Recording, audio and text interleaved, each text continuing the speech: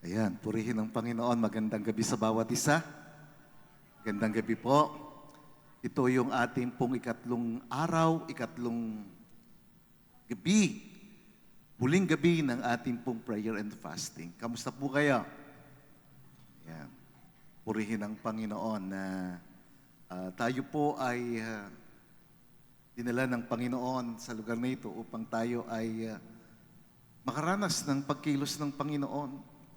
More than anything else, we need the move of God. Kasi pag wala ang pagkilos ng Panginoon sa buhay natin, para bang ritual lang ang ating paglilingkod. Gabi pinag-usapan natin yung authentic revival. And ngayong gabi pag-usapan natin yung apoy ng Banal na Espiritu. Alam po ninyo, every revival that has ever shaken the earth was ignited and sustained by the fire of the Holy Spirit. Bawat revival sa bawat henerasyon na nagpayanig ng ating mundo ay pinag-alab at pinanatili ng apoy ng Banal na Espiritu. At ang kapangyarihan ng Banal na Espiritu, yung apoy ng Banal na Espiritu, ay nahayag dahil sa inihanda ito ng prayer. Prayer prepares the ground. Ang panalangin na naghahanda ng lugar. The Word of God builds faith. Ang salita ng Diyos ang nagtatatag ng pananampalataya. Holiness prepares the human vessel. Ang kabanalan ang naghahanda dun sa lalagyan o sisidlan ng revival. And it is the fire of the Spirit that brings revival. Yung apoy ng Banal na Espiritu ang nagdadala ng makapangyarihang pagpukaw ng Diyos, ng makapangyarihang pagkilos ng Diyos. Mga kapatid, without the fire of the Holy Spirit, there is no revival. Kung walang pagkilos ng Banal na Espiritu, walang apoy, walang ningas, walang revival. Walang pagpukaw ng Panginoon. Kaya nga po, as God's people, if we want to experience the atmosphere where God moves in power, we must desire the fire of the Holy Spirit. Tayo pong mga anak ng Diyos, kung nais po nating maranasan ang kapangyarihan ng Banal na Espiritu, yung pagkilos ng Diyos, yung atmosphere ng revival, we need to desire, naisin natin, nasain natin ang kapangyarihan, ang apoy ng Banal na Espiritu. So today, I will preach on this subject about the fire of the Holy Spirit. Ang apoy ng Banal na Espiritu. Dahil ang apoy ng Banal na Espiritu ang siyang nagbibigay ng pagpukaw ng Diyos, nagbibigay ng revival. You see, fire has always been a symbol of power, of purity, of passion, and of the presence of God. Ang apoy, simbolo ito ng kapangyarihan. Simbolo ito ng paglilinis. Simbolo ito ng pag-aalab. Simbolo ito ng presensya ng Diyos. Yun ang simbolo ng apoy. In the natural world, fire can illuminate, purify, and transform. Sa mundo natin, ang apoy ay nagbibigay ng liwanag. Ang apoy ay nagbibigay ng linis o ng paglilinis. Ang apoy ay nagbibigay ng pagbabago. Yun ang ginagawa ng apoy. In the same way, the fire of the Holy Spirit lights up our hearts. Ang apoy ng Banal na Espiritu nagbibigay ng liwanag sa ating puso. Ito yung sumusunog sa ating mga kasalanan. Ang apoy ng Banal na Espiritu yung sumusunog sa pagmamataas, sa mga kasalanan sa buhay ng isang tao at nagbibigay ng kapangyarihan para magliwanag kay Kristo. That is the work of the fire of the Holy Spirit. Nagbibigay ito ng liwanag. Pinagliliwanag ito ang buhay ng isang tao. Sinusunog nito yung mga bagay na hindi nakalulugod sa ating buhay sa harapan ng Diyos. Ang apoy ang nagbibigay ng kapangyarihan para tayo po'y magliwanag kay Kristo. Revival begins when the fire of the Holy Spirit burns up afresh in our hearts, producing purity, passion, power, and purpose. Ang pagkilos ng Diyos, ang pagpukaw, ang revival, ay nagsisimula sa pamagitan ng apoy ng Diyos. Kapag pinag-alab ng Diyos ang buhay ng isang tao, ito nagpapaningas, nagpapanariwa ng puso. Ito ang naglilinis ng buhay, nagbibigay ng alab ng pagmamahal sa Diyos at sa kapwa. Ito yung nagbibigay ng kapangyarihan at layunin sa ating buhay. Ito ang ginagawa ng apoy. That is why we need the fire of the Holy Spirit. We need to desire the fire of the Holy Spirit for us to experience revival, for us to experience authentic revival. Ngayong gabi, ano nangyayari kapag ang apoy ng Banal na Espiritu ay dumating sa buhay ng isang tao? Ano mangyayari sa iyo kapag nahayag sa iyo ang apoy ng Banal na Espiritu? What happens when the fire of the Holy Spirit comes upon us, upon you, upon our family? Ano mangyayari? First, the fire of the Holy Spirit ignites us for revival. Ang apoy ng Banal na Espiritu na nagpapaningas, nagpapaalab, ito ang magpapaalab sa atin sa revival. Ito ang magbibigay sa atin ng apoy. Ito ang magbibigay sa atin ng liwanag, ng ningas, ng kapangyarihan. When the Holy Spirit fills a person, something ignites inside. Kapag ang Banal na Espiritu pinuspos niya ang isang tao, merong pag-aalab ng puso, merong apoy sa puso, merong ningas, may liwanag. Kaya nga nung araw ng Pentecostes, nang bumaba ang Banal na Espiritu, it was marked by the tongues of fire. Don't forget in Hebrews 12, verse 29, our God is a consuming fire. Ibig sabihin, ang ating Diyos, siya ay Diyos na tumutupok. Siya ay Diyos na nag-aapoy. Ang trono ng Diyos ay trono ng apoy. Ang lumalabas sa Diyos ay apoy. He is the God of fire. That's why when He revealed Himself to the disciples, He revealed Himself as the fire. Kaya nga nung araw ng Pentecostes, ipinahayag niya na siya yung apoy. In Acts chapter 2, verse 1, it says, when the day of Pentecost had fully come, ng araw ng Pentecostes ay dumating, they were all with one accord in one place. Sila'y nagkakaisa, sila'y nasa isang lugar, nananalangin.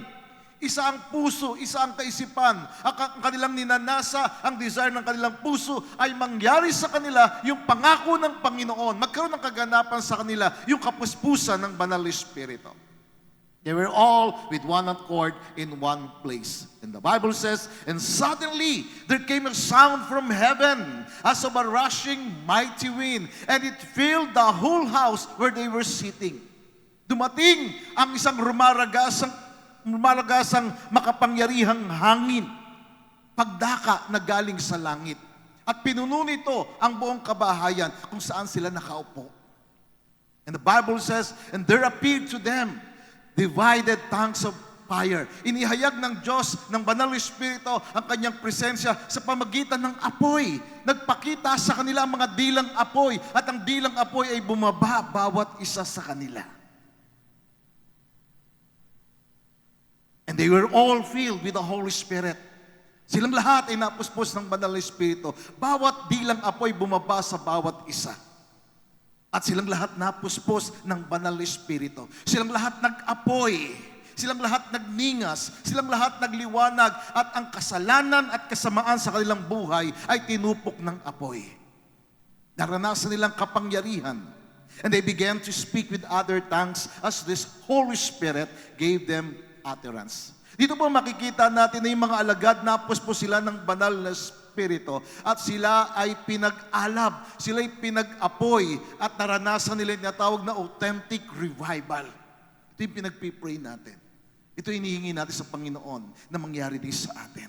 Dahil kapag hindi ito nagkaroon ng kaganapan sa atin, ritual lang ang paglilingkod natin, malamig ang paglilingkod natin. That's why we need the fire of the Holy Spirit. Pakisabi sa katabi mo, kailangan mo ang apoy ng Banal na Espiritu. Siya ang magpapaningas sa iyo. Siya ang tutupok sa iyong buhay at magbibigay ng liwanag sa iyo. Magbibigay ng alab sa iyo. Magbibigay sa iyo ng passion. You see, the fire of the Holy Spirit is the manifestation of the purifying and empowering presence of God. Yung apoy ng banal na Espiritu, ito yung kapahayagan ng isang malinis na buhay. Yung pagkakaroon ng malinis na buhay at makapangyarihang pamumuhay. Ito yung binibigay ng apoy ng banal na Espiritu. When the fire of the Holy Spirit came upon the disciples at Pentecost, nang bumabasa kanila ang Espiritu, nang bumabasa kanilang apoy, nang naranasan nilang apoy ng banal na Espiritu sa kanilang buhay, sila na walang pakiramdam, sila na walang namanhid o walang malasakit sa kanilang kapwa, sila ay naging matapang na mangangaral ng salita ng Diyos. Timid men became bold preachers. Ordinary fishermen became world changers. Sila na mga ordinaryong mga mangingisda ay naging dahilan upang magkaroon ng pagbabago yung mundo. The world has been changed because of them. Sila nagpasimula ng pagbabago ng mundo. At ang mabuting balita ay naipahayag. It was spread out like a wildfire. Ang mabuting balita ay napahayag. At maraming tao nakakilala sa Panginoon. Dahil sila ay napuspos ng banal na Espiritu. Naranasan nila yung apoy, naranasan nila yung kapangyarihan ng banal na Espiritu. Mga kapatid, tandaan po natin ito. Revival is never sustained by programs, methods, or personalities. Ang revival, hindi ito napapanatili ng programa, ng mga pamamaraan, maging ng personalidad ng isang tao. It is by the fire of the Spirit burning in the hearts of God's people. Ang nagpapanatili, nag-uudyok ng makapangyarihang pagkilos ng Diyos, ang nagpapanatili ng pagpukaw ng Diyos, ng revival, ay ang apoy ng banal na Espiritu. That's why I share to you this. Because kailangan natin ito. Revival begins when God's presence releases His holy fire that consumes sin, ignites passion, and transforms lives. You see, ang revival ay nagsisimula kapag ang presensya ng Diyos ay nagre-release ng kanyang apoy. Nagre-release ng kanyang kapangyarihan na tumutupok sa kasalanan. Kaya yung mga alagad, yung kanilang kasalanan, tinupok ng Espiritu, tinupok ng apoy ng banal na Espiritu. And they experience that passion for God and passion to win souls, passion to preach the gospel. Bakit? Kasi nabago sila. Nilinis sila. Pinag-alab sila. Ngayong gabi, mga kapatid, hingin natin sa Diyos, Panginoon, set me on fire. Gawin mo akong katulad nila. Meron tayong example. Nangyari ito sa kanila. At patuloy itong nangyayari sa mga taong ninanasa nila ito. Sa mga taong lumalapit sa Diyos at inihiling sa Panginoon, Panginoon, pag-apuyin mo ko. Panginoon, puspusin mo ko. Panginoon, bigyan mo kami ng revival. Kumilos ka sa amin, Panginoon. You see, the fire of the Holy Spirit ignites. When the fire of the Holy Spirit came, they became on fire. And also, tayo rin, the same way. Nais ni Lord maranasan natin ito. Nais ni Lord maranasan mo ito. Pangalawa, the fire of the Holy Spirit purifies us for God's purpose. Ang apoy ng banal na Espiritu, ito yung naglilinis eh. Ito yung nagpapabanal. Naglilinis ng kalooban, naglilinis ng kaisipan. Naglilinis ng buhay para sa layunin ng Diyos. You see, fire in the Scripture represents purification. Ang apoy sa banal na kasulatan ay nagre-represent o nagsasalarawan ng paglilinis. Kapag mayroong apoy na binanggit, ang automatic na ginagawa ng apoy, naglilinis siya. Of course, nag-i-ignite, nagpapaalab. Pero ang kanyang ginagawa, ang layunin niya ay para linisin ang buhay ng tao para sa layunin ng Diyos. Tingnan natin yon. Malakay chapter 3, it says in the Amplified Bible, it says in verse 2, who can endure the day of His coming? Sino ang makatatagal sa araw na siya'y dumating? Sino ang makatatayo kapag siya'y nahayag? Who can stand when He appears? When the presence of God appears, who can stand? Who can endure? For He is like a refiner's fire. Siya ay katulad ng isang apoy na nagpapadalisay. Siya ay katulad ng sabon na nagpapaputi, a launderer's soap which removes impurities and uncleanness. Yun ang ginagawa ng presensya ng Panginoon. Yun ang ginagawa ng apoy ng Diyos. Nagpapadalisay ng puso. Nagpapadalisay, naglilinis ng kaisipan. And the Bible says, He will sit as a refiner and purifier of silver. Siya'y uupo na siya'y magpapadalisay at maglilinis na katulad ng paglilinis sa pilak. He will purify the sons of Levi. He will purify. And who are the sons of Levi? We are the sons of Levi. Alam niyo ba ibig sabihin ng pangalang Levi? If you will read Genesis 29 verse 34, ang ibig sabihin ng pangalang Levi, it means somebody who is attached to the Lord. Somebody who is connected to the Lord. At sino yung mga attached kay Lord? Sino yung mga connected kay Lord? Pagkasabi mo sa katabi mo, ikaw yon. Tayo'y connected kay Lord. Meron tayong personal relationship kay Jesus. And therefore, we are also the sons of Levi. We have this personal relationship with the Lord. And the Bible says, He will sit as a refiner. Siya yung po na magpapadalisay at maglilinis. He will purify the sons of Levi. Lilinisin niya tayo. Lilinisin niya yung mga may personal na relasyon kay Jesus. Lilinisin yung mga connected kay Jesus. And refine them like gold and silver. Dadalisayin niya gaya ng pagdalisay ng apoy sa ginto. Kapag ang ginto dumaan sa apoy, inaalis ito yung mga impurities. Inaalis ito yung mga elemento na hindi bahagi ng ginto. At yung ginto, pag dumaan sa apoy, nanatiling ginto, nagiging lantay na ginto. The same sa pilak. He will refine us like gold and silver so that we may present to the Lord offerings in righteousness. Upang tayo'y mag-alay sa Panginoon ng mga alay natin ng alay sa katuwiran. You see, just as fire refines gold by burning away impurities, the Holy Spirit refines believers by burning away sin, pride, and worldliness.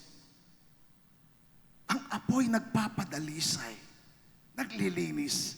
Kaya nais ni Lord na maranasan natin yung apoy niya. Nais ni Lord na maranasan mo ito, na maalis sa iyo yung pride, maalis sa atin yung pagmamataas, maalis yung unbelief. Hello? Maalis yung unforgiveness. Maalis yung bitterness, masunog. Ang kapaitan, ang kawalan ng pagpapatawad, ang kasalanan sa buhay ng tao. When the fire of the Holy Spirit touches your life, your thoughts will be purified from corruption. Kapag ang apoy ng Banal Espiritu ay dumako sa iyo, nahayag sa iyo, yung kaisipan mo magiging malinis, aalisin yung corruption, aalisin yung karumihan. When the fire of the Holy Spirit touches your life, your motives will be refined for God's glory. Praise the Lord. Amen. Do you believe that?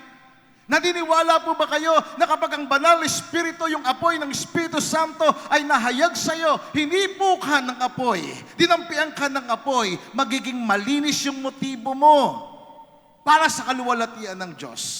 Your desires will be redirected toward holiness. Yung magiging nasa mo lagi ay tungo sa kabanalan. Pag alam mong kasalanan, pag alam mong kasamaan ito, aalis ka doon. Bakit? Kasi ang puso mo ay pupunta doon sa matuwid at malinis at banal na pamumuhay. Purihin ang Panginoon.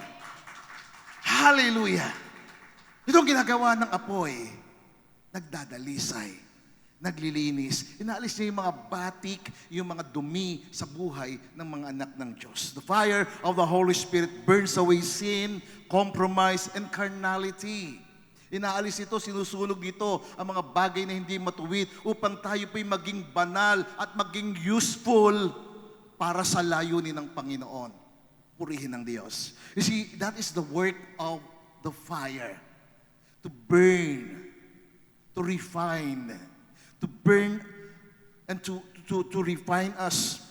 The fire burns out pride, jealousy, kung may pagsiselos, susunugin ng Panginoon yan. Kung seloso ka, susunugin ng Panginoon yan. Kung lagi ka nagsiselos, aalisin ni Lord sa yan. Do you believe that? Aalisin niya yung mga kapaitan. At kawalan ng pananampalataya, ititira niya yung pag-ibig niya. Ihahayag niya yung pagmamahal niya. Ihahayag niya yung pagpapakumaba sa iyo. Ihahayag niya sa iyo yung spiritual hunger na lalo kang magutom, lalo mong nasain ang presensya ng Panginoon. Purihin ng Diyos. You see, mga kapatid, if we want to experience revival, we must allow the Holy Spirit to burn everything in us that does not glorify Jesus Christ. Kung nais nating maranasan ng pagkilos ng Diyos, ang revival, hayaan natin ang Banal na Espiritu. Sunugin tayo. Sunugin ka. Alisin sa atin yung mga bagay na hindi makapagbibigay ng kaluwalhatian sa Panginoon. At yun ang ginagawa ng apoy ng Banal na Espiritu. When the fire of the Holy Spirit comes, He will ignite you. He will purify you. And third, the fire of the Holy Spirit empowers us to witness boldly. When the fire of the Holy Spirit comes, He will empower you. He will empower us. Ang apoy ng Banal na Espiritu magbibigay sa iyo, sa atin, sa bawat isa ng kapangyarihan na magiging matapang ka sa pagpapatotoo. Magiging matapang ka na ibahagi mo ang mabuting balita. Magiging matapang ka na i-share mo, ibahagi mo na si Jesucristo nagliligtas, na si Jesucristo nagpapatawad, na si Jesucristo nagbabago ng buhay, na si Jesucristo ang pag-asa ng tao.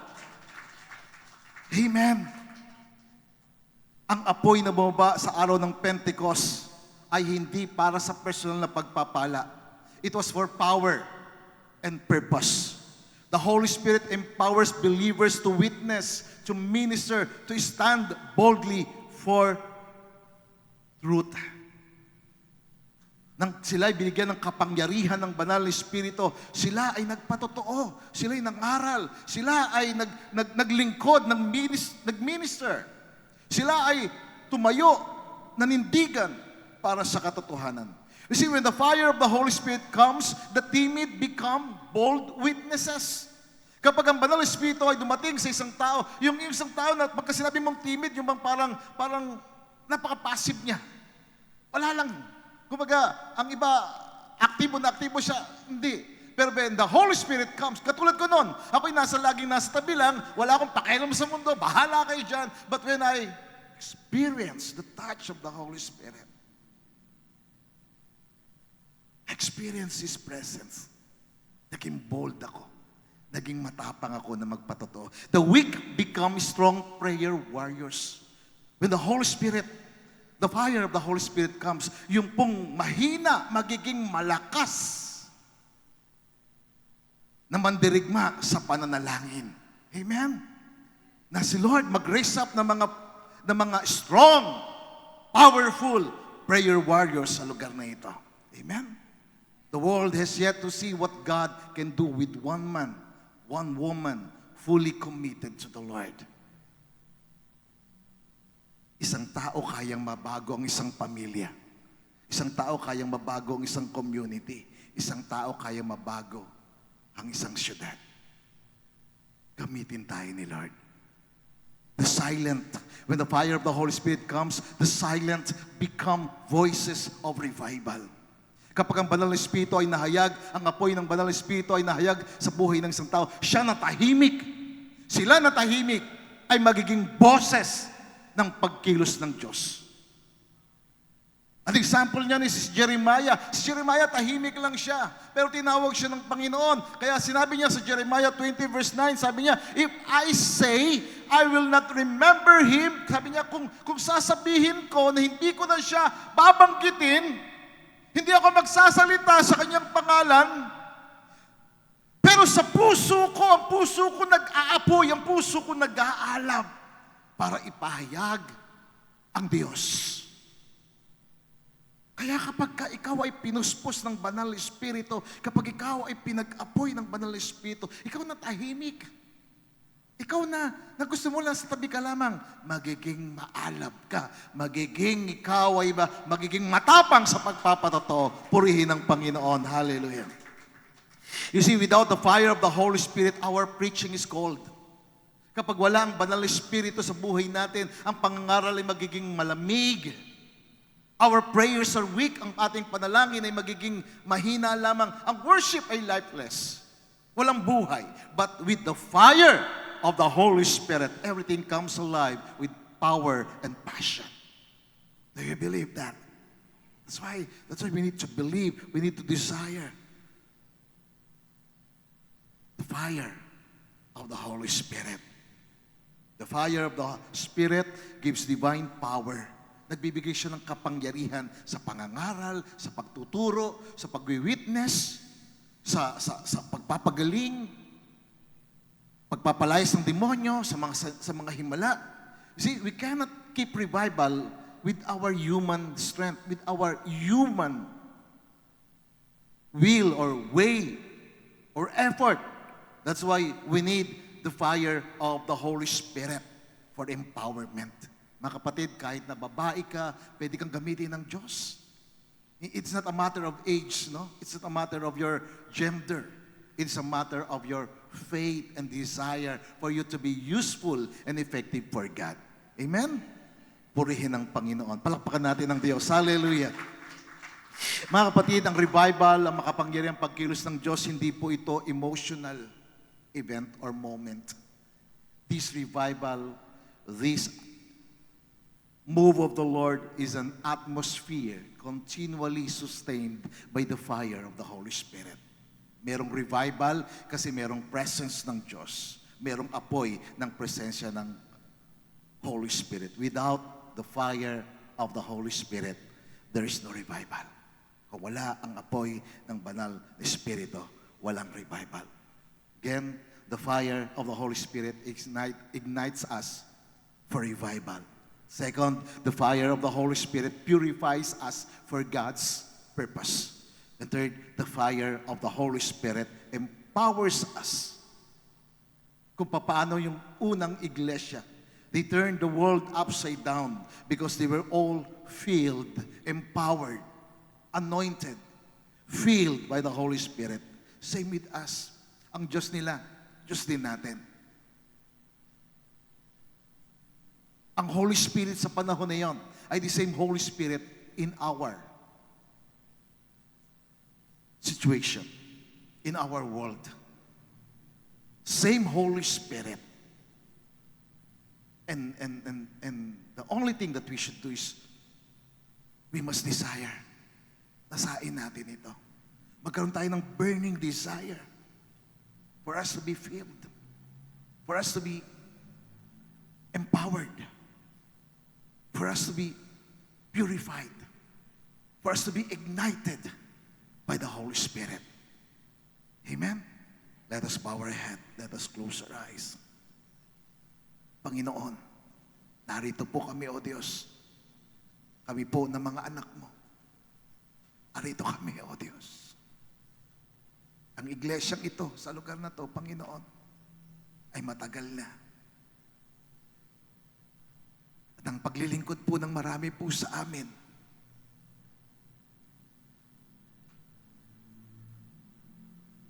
ay parang ritual na lamang.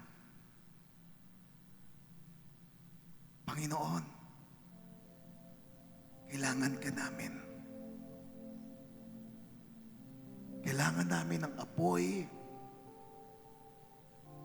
ng iyong Espiritu Santo, O Diyos. In Jesus' name, habang mga uloy nakayuko, mga matay nakapikit, no one moves.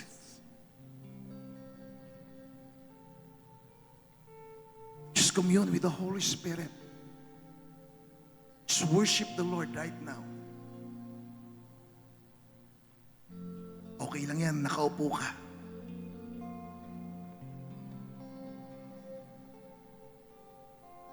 Sa iyong pagkakaupo ngayong gabi,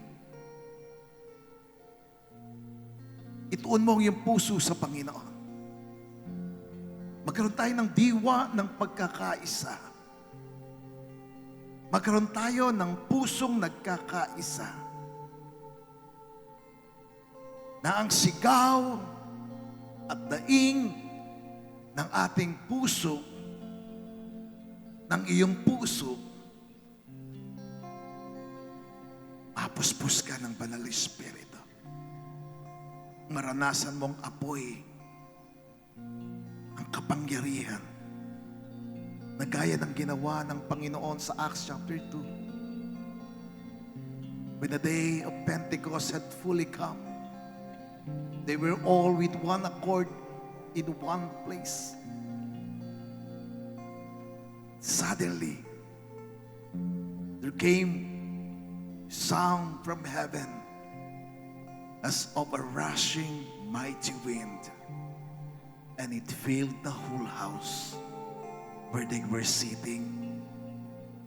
Pinuspos sila habang sila'y nakaupo dahil nagkakaisa sila sa panalangin at nagpakita sa kanilang dilang apoy at bumaba bawat isa sa bawat isang alagad at sila'y pinuspos ng Banal na Espiritu. Panginoong Jesus,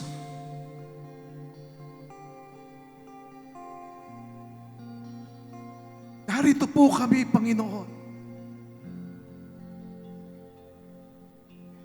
Tumatawag kami sa iyong banal na pangalan.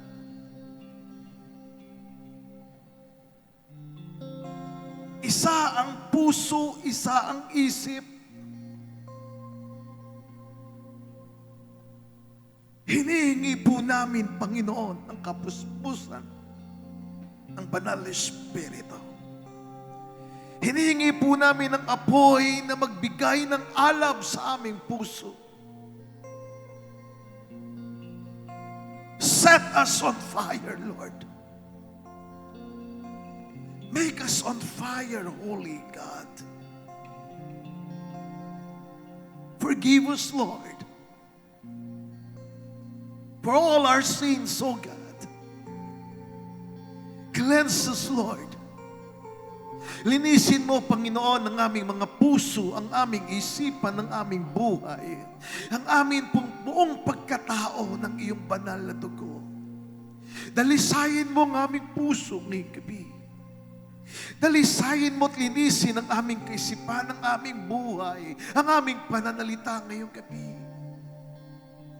Dalisayin mo kami, Panginoon, tanggalin mo ang sakit, tanggalin mo ang kasalanan, tanggalin mo ang karumihan, O Diyos.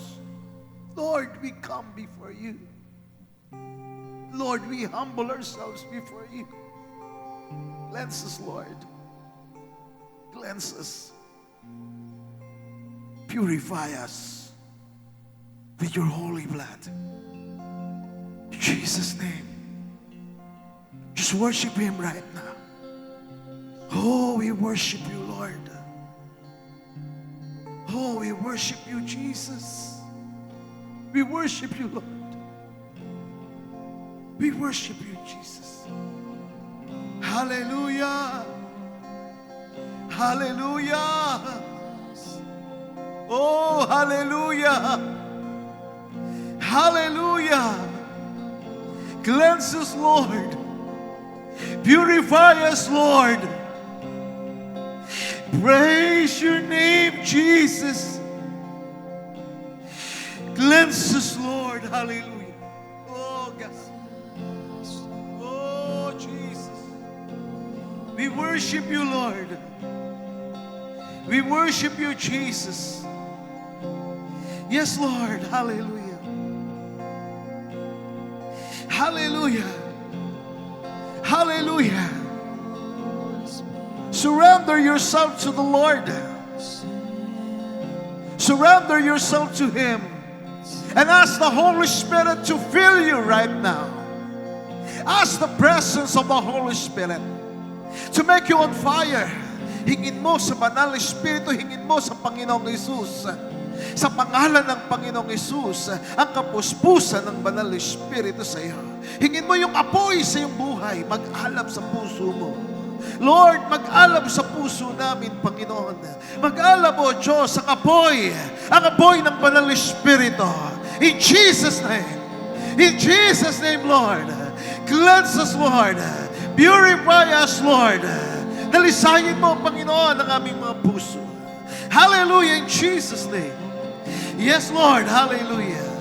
Burn everything in us that hinders revival. Burn us, Lord. Burn us, Lord. Burn us, Lord. Burn us, O Lord God. Come on, shout out to God. Let the Lord hear your voice.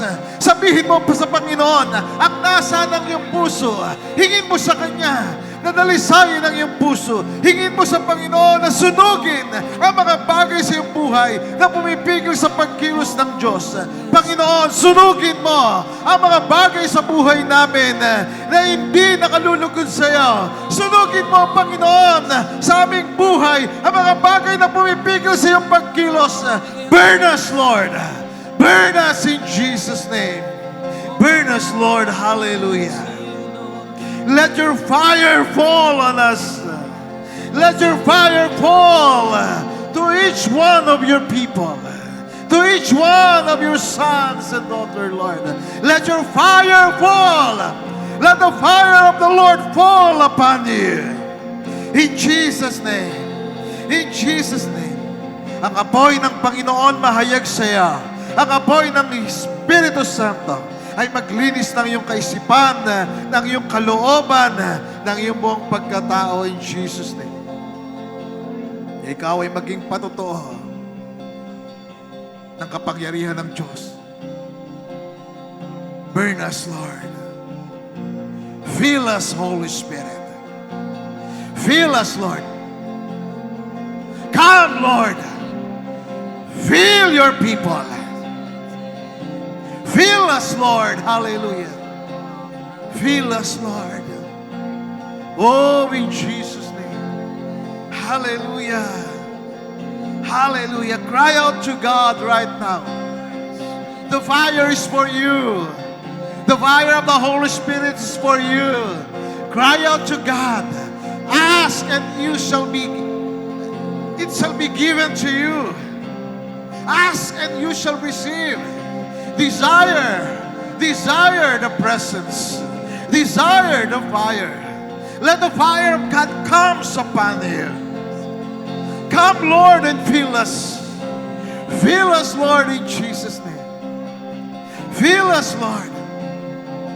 Hallelujah. Hallelujah. Hallelujah. Hallelujah. Hallelujah. Hallelujah. Hallelujah.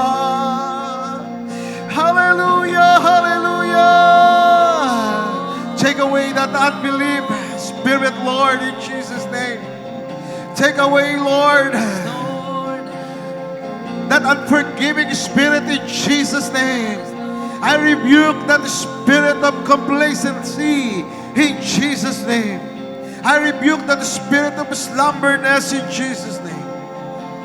Holy Spirit, come. Holy Spirit, manifest. Holy Spirit, burn us, Lord. Burn us, Lord.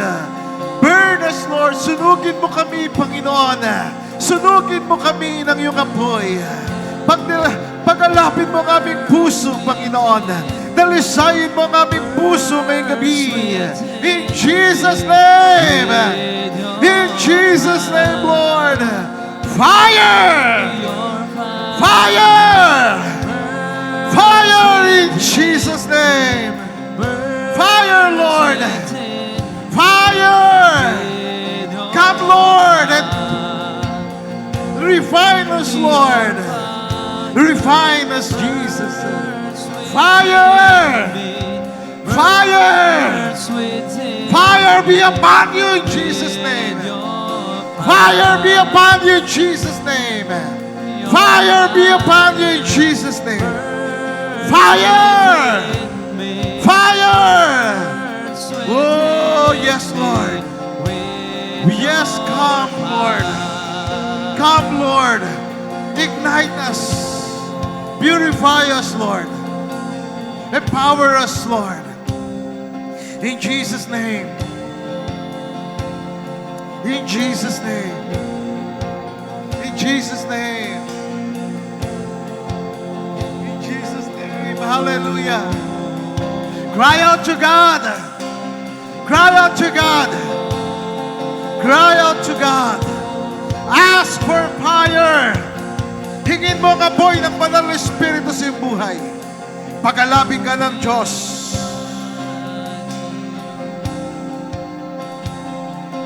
Tubukin ka ng apoy ng Diyos. Pagkalooban ka ng kapangyarihan ng apoy ng Diyos. In Jesus' name. Fire. Fire. Fire, Lord. Fire, Lord.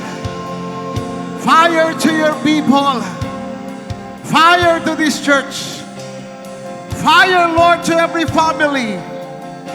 Fill them, Lord. Fill them in Jesus' name. Hallelujah.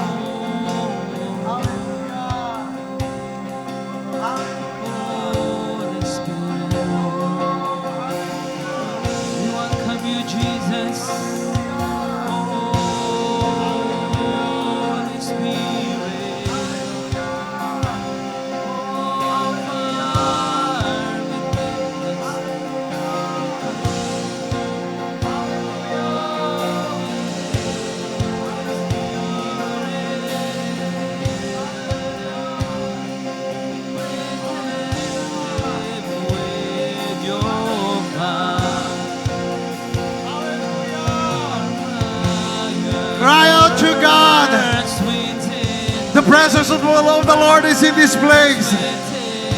The presence of God is in this place. He is with you. He is with us. The fire of God is working right now. Fire upon you. Fire be upon you in Jesus' name. Hallelujah.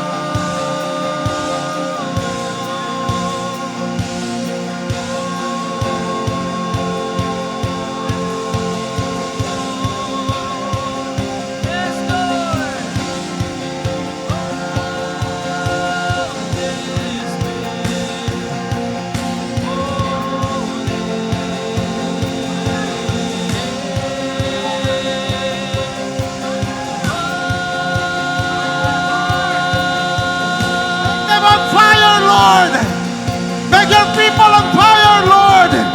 Make this church on fire, Lord. Make every family on fire, Lord. Fire! Fire! Fire! In Jesus' name. Hallelujah! Hallelujah! Hallelujah! Hallelujah! Oh, we give you praise, Lord. We give you praise, Lord. We give you praise, Jesus. We give you praise, Lord.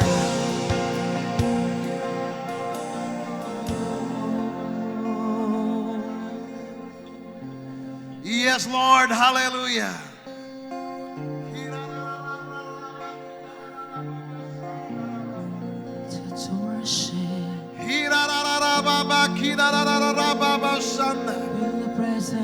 Fire, Lord. Fire to your people. Fire to this church, Lord. Hallelujah.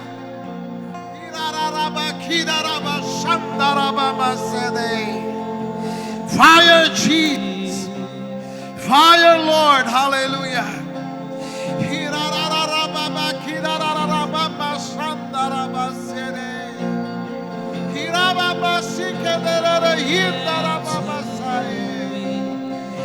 Fire, Lord. Ignite your people. Purify us, Lord. Empower us, Lord. Oh, in Jesus' name.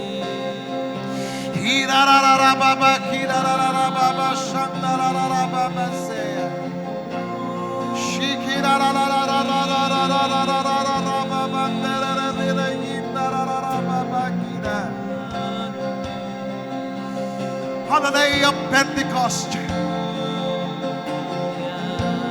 they were all in one accord in one place. And suddenly, there came a sound from heaven as of a rushing mighty wind. And it filled the whole house where they were sitting. And there appeared to them tongues of fire, and set upon each of them. And they were all filled with the Holy Spirit. Thank you, Jesus, for the fire. Thank you, Holy Spirit, for your power in Jesus' name.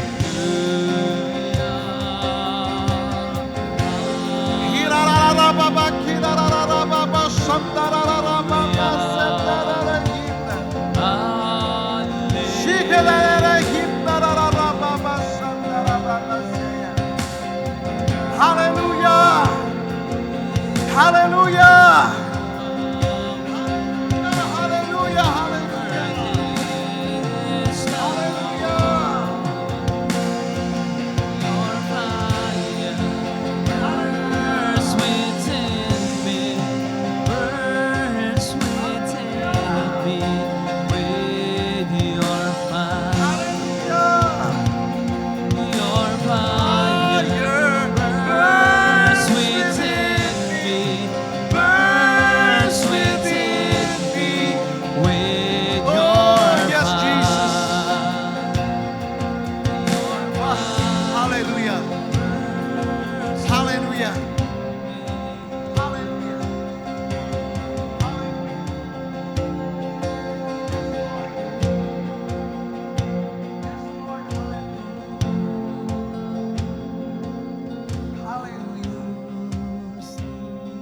Hallelujah.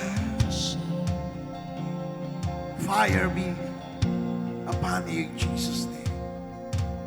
Thank you, Lord, for the fire. Thank you for the fire. Let your fire burn within us, Lord. Burn within us. Burn within us. Let the fire flow. Let the fire manifest. In Jesus' name. Thank you, Lord.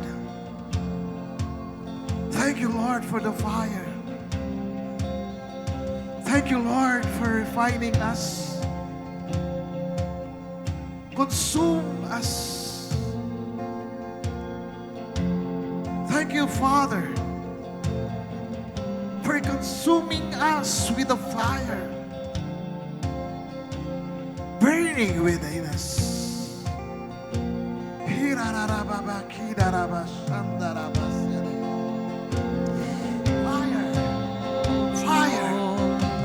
Fire, fire, burn within us. Thank you, Jesus. Hallelujah. Hallelujah. Hallelujah. Hallelujah. Oh, hallelujah. Hallelujah. Hallelujah. Hallelujah. Yes,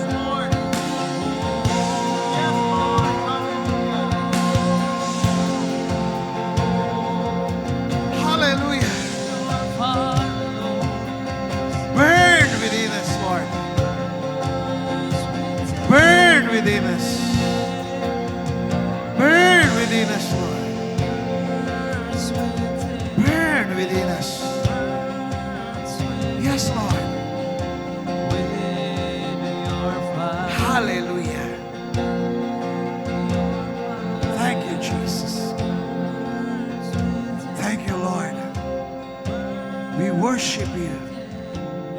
We honor you. We glorify your name. Oh, hallelujah. Oh, hallelujah. Oh, hallelujah. Hallelujah. Thank you, Lord, for making us on fire. Thank you, Lord, for making us ablaze, burning within us. Thank you, Lord, for purifying us, cleansing us, consuming us. Thank you, Jesus. Thank you for the fire. Thank you for the anointing. Thank you, Lord. Thank you, Jesus. Oh, we give you praise, Lord. Yes, Lord. Yes, God. Oh, we love you, Jesus. Oh, we love you, Lord. Oh, let the love of God flows inside of you. Let the love of God overflow in your heart in Jesus' name. Let the life of God flow mightily. Let the rivers of living water, the rivers of joy flow inside of you. Let the fire of revival flow inside of you. In Jesus' name. In Jesus' name. Yes, Lord. Thank you, Lord. Thank you, Jesus. Let it flow, Lord, my God. Let it flow. In Jesus' name. Thank you, Lord. Thank you, Jesus. Give you praise. Give you praise. Tayo tayong lahat at purihin natin ang Panginoon. Hallelujah. Hallelujah, hallelujah, hallelujah, hallelujah. Hallelujah, hallelujah, hallelujah, hallelujah. Hallelujah, hallelujah, hallelujah, hallelujah. Fire! Fire! Hallelujah, hallelujah, hallelujah. Fire! Fire! Fire! Thank you, Lord. A million thanks to you, Lord.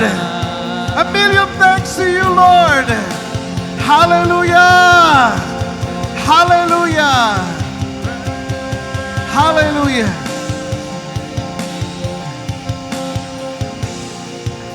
Hallelujah. This is what the Lord is saying to you. Keep on praising. Keep on honoring the Lord in your life. Keep on. Keep on praising and thanking Him. For He is the source of your love. He is the source of your joy. He is the source of your peace inside of you, flowing the river of the fire of God. Inside of you, there is a river of life, the river of joy. Thank you, Lord. Thank you, Jesus. We give you praise. We give you praise, Lord. We give you praise, Lord. Hallelujah. We give you praise and honor and thanksgiving, oh Lord, for your goodness. For your goodness, Lord. For your goodness, Lord. For your glory. For the glory of God. For the honor of Jesus. And for the pleasure of the Holy Spirit. The Lord bless you and continuously keep you. The Lord shine His face upon you. be gracious to you. The Lord lift up His countenance upon you and give you peace, promotion, perseverance, power, purpose, provision, preservation of your life and of your family, protection, and prosperity. In the name of the Father, and of the Son, and of the Holy Spirit, in the name of Jesus Christ, our King, our Lord, our Savior, our Messiah, in the name of Jesus Christ, the Lord of Lords and the King of Kings, in Jesus' mighty name. And all the people of God will say, Amen.